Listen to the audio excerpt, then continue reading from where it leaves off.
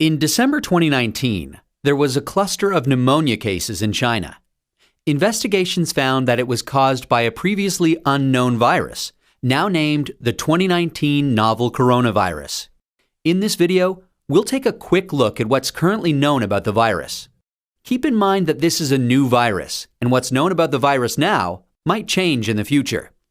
Coronaviruses are a large group of viruses.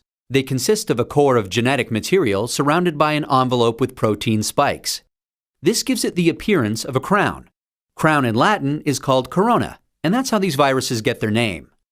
There are different types of coronaviruses that cause respiratory and sometimes gastrointestinal symptoms. Respiratory disease can range from the common cold to pneumonia, and in most people, the symptoms tend to be mild. However, there are some types of coronaviruses that can cause severe disease. These include the severe acute respiratory syndrome coronavirus, first identified in China in 2003, and the Middle East respiratory syndrome coronavirus that was first identified in Saudi Arabia in 2012. The 2019 novel coronavirus was first identified in China. It initially occurred in a group of people with pneumonia who'd been associated with a seafood and live animal market in the city of Wuhan. The disease has since spread from those who were sick to others, including family members and healthcare staff. There are many cases at present, and the disease has spread within China and also to a number of other countries. So, where did the virus come from? It's known that coronaviruses circulate in a range of animals. Sometimes these viruses can make the jump from animals to humans. This is called a spillover and could be due to a range of factors such as mutations in the virus or increased contact between humans and animals. For example, MERS-CoV is known to be transmitted from camels and SARS-CoV from civet cats. The animal reservoir of the 2019 novel coronavirus is not known yet. How is it transmitted?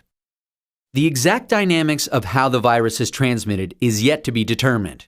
In general, respiratory viruses are usually transmitted through droplets created when an infected person coughs or sneezes, or through something that has been contaminated with the virus. People most at risk of infection from the novel coronavirus are those in close contact with animals, such as live animal market workers, and those who are caring for people infected with the virus, such as family members or healthcare workers.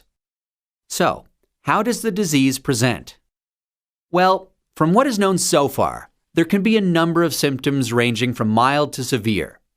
There can be fever and respiratory symptoms such as cough and shortness of breath.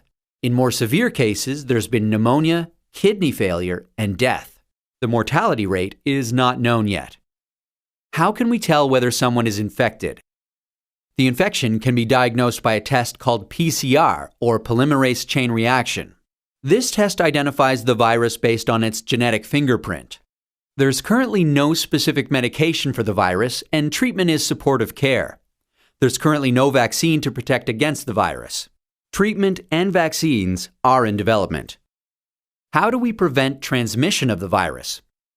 This new virus currently has a limited geographic spread. However, there are a number of standard hygiene practices that have been recommended to protect against infection and further spread. These include covering your mouth and nose when coughing or sneezing with a medical mask, tissue, or flexed elbow. Avoiding close contact with those who are unwell. The appropriate use of masks and personal protective equipment, especially in a healthcare setting. Washing hands regularly with soap and water or alcohol-based hand rub.